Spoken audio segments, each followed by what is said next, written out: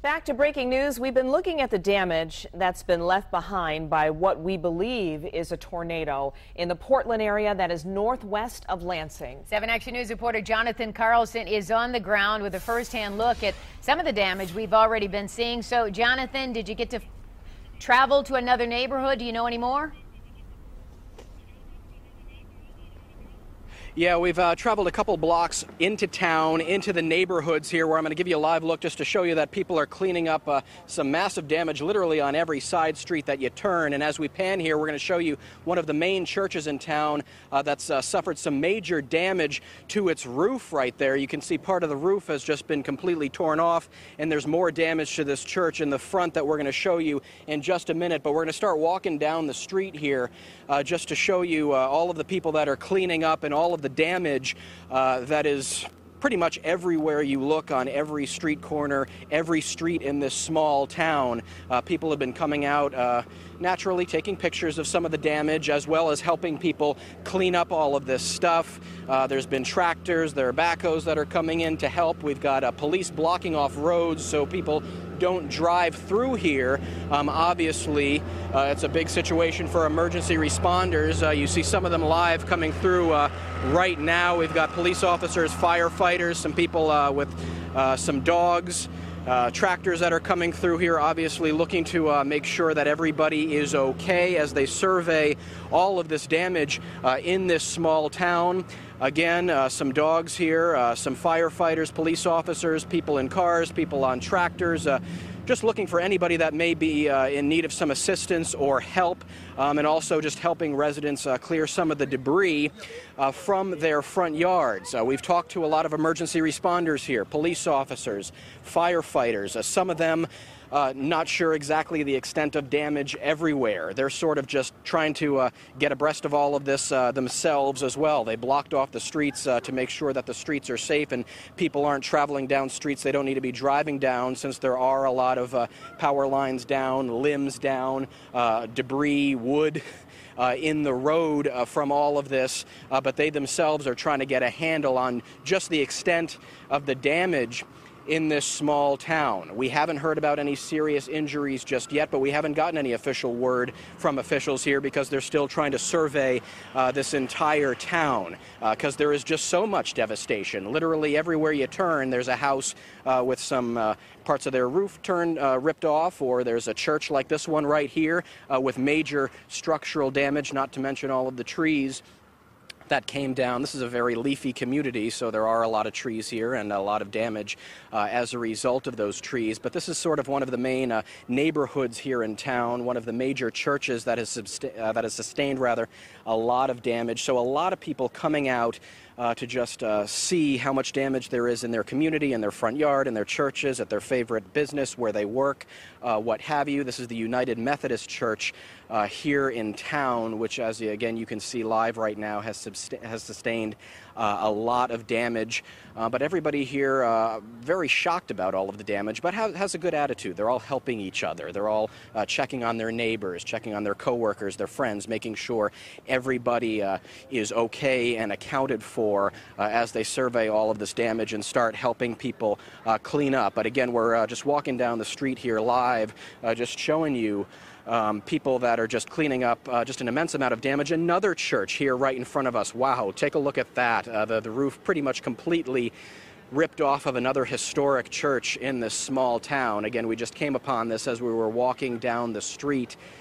Two churches pretty much side by side here with major damage. And actually, Johnny, if we pan up here, you can actually see some more of the damage to this original church that we were talking about. This is even worse over here from what we were just showing you a minute ago. So again, two historic churches here now with their roofs pretty much completely ripped off, major damage. Obviously, you can imagine that the congregations of both of these churches are going to be reeling tonight after looking at what's happened to their places of worship. But a lot of people coming out here to help each other, support each other. We've seen some people holding hands. We've seen some crowds just gathering to look at all of this in amazement. And again, we're walking down one of the streets here, the major artery in town. More emergency vehicles keeping unnecessary people out of here, except for residents on the street. more major tree damage, more limbs that have come down. It's hard to get around town here because all of the streets are blocked off, so people are pretty much on foot.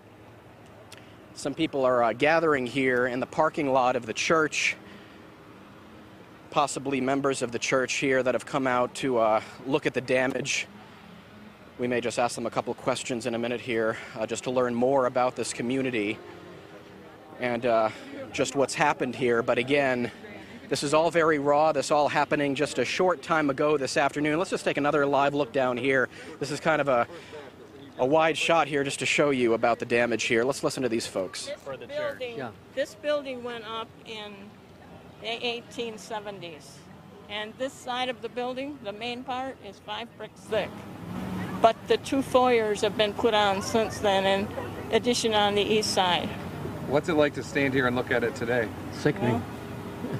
It's kind of sick to your stomach. You can take a building down, but you can't take people down. And the people will still be here.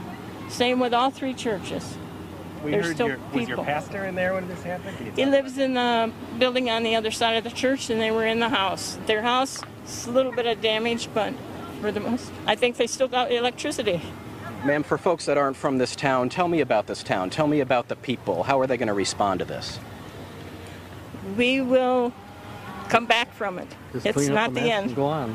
Yes, you clean up and go on. Have you seen anything like this in this town? Never before. Never before. I live out in the country, and my neighbor's house is leveled. And that's separate from this, but it may be all connected.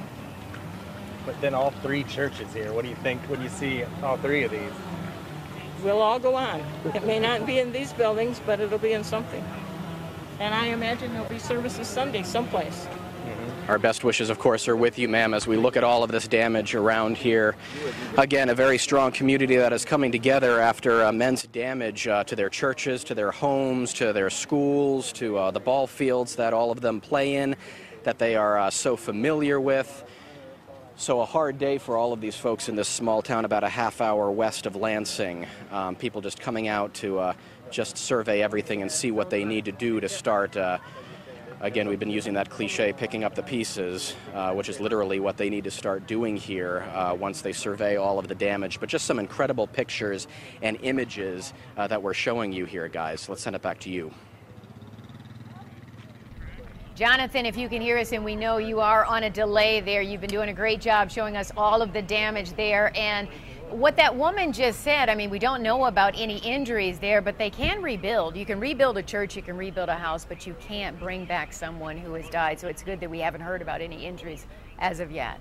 Well, really powerful words, Jonathan, and we're walking along with you. This is the assessment phase. This is the discovery phase, and still surprised to hear that there have been no injuries. That's good news. But are they still searching for people who may be possible victims? Well, as we were showing you just a couple of minutes ago, there were some search dogs out here, some volunteers, police, firefighters with those dogs. We presume that's what they were doing.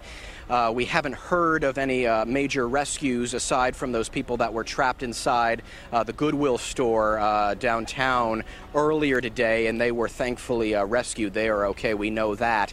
We haven't heard of any other stories yet of people trapped, but I think they probably just don't know yet. I mean, a lot of the police officers we've been talking to, we said, you know, where is the worst of it? And they just said, just keep driving. We don't know. You know, they've all obviously arrived on scene when this thing came through, and they themselves are trying to get their bearings as to just who was the hardest hit, what's been damaged, who's hurt, who's not hurt. But as you did just see in those live pictures a couple of minutes ago, there were some search dogs with volunteers, with firefighters and police, I think just going around to the rubble, some of the major damage, some of the trees that are down, to make sure that there is nobody that's trapped inside their homes or under any of this debris. Obviously, your thoughts are with elderly folks or those that may be immobile that might not have been able to get out or get to a safe place when they heard all of this coming through.